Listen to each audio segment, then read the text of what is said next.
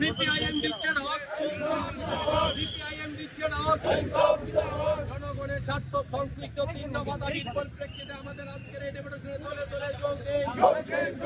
জনগণের স্বার্থ সংশ্লিষ্ট সর্বান্তকরণে সমর্থন করছি। কারা কারা যাইব ডেপুটেশনে?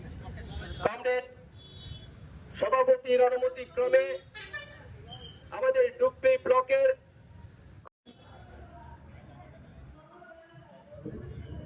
এটা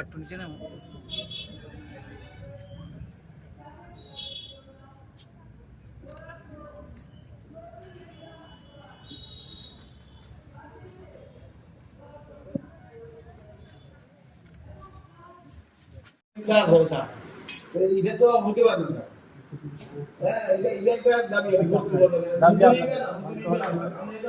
না। ঠিক আছে, তখন দাবি সরকারকে মানতে হবে।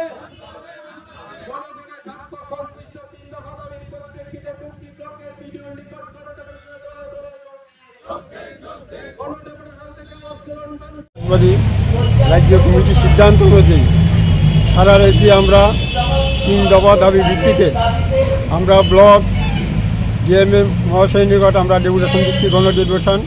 সেই হিসেবে ভারতীয় কমিউনিস্ট পার্টি ডুকলি মহকুমা কমিটির পক্ষ থেকে আমরা আজ ডুকলি আরডি ব্লকের নিকট আমরা 3 দফা দাবি নিয়ে আমরা ডেপুটেশন দেব। প্রথম দাবি হলো আমাদের রেগা এবং টুয়েবের কাজ পর্যাপ্ত পরিমাণ দিতে হবে। যে আমাদের দাবি ছিল 100 দিন, সরকার যে সিদ্ধান্ত 100 দিন, সেই 100 দিন যাতে প্রতিটি শ্রমিক কাজ পায় সেই দাবি আমরা করছি।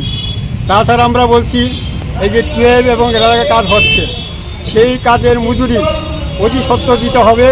আমাদের রাজ্যে আমাদের ব্লক এলাকা আমরা দেখেছি 1 মাস 2 মাস 3 মাস হয়েছে রেগার কাজ করেছে, টুয়েবের কাজ করেছে, তারা কিন্তু মজুরি পাননি। আমাদের দাবি থাকবে যে অতি সত্ত্বর যারা কাজ করেছে বকেয়া মজুরি যাতে তাদের দেওয়া হয় সেই দাবি আমরা করছি। তৃতীয় দাবি হলো আমাদের এই রেশন শপের মাধ্যমে আমাদের নিত্য প্রয়োজনীয় জিনিসগুলি নিয়মিত সরবরাহ করবে। আমরা দেখেছি চাল দিলে ডাল দেয় না, ডাল দিলে তেল দেয় না।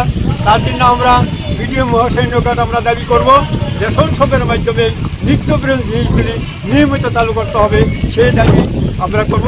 সেই দাবি হিসেবে আমরা আজকে ভোটের বিডিওর নিকট আমরা ডেপুটেশন পাচ্ছি।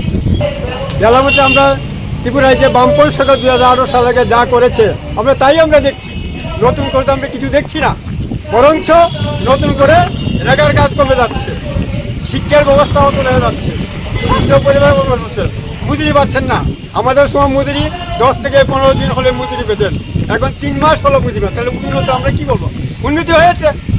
এই যে মাদকাসক্তি, মদের আসক্তি হয়েছে বেশি, যুবকদের জীবন নষ্ট করছে, চাকরি হয় না, নেশাশক্তি বেড়েছে, এটা আমরা বলতে পারি।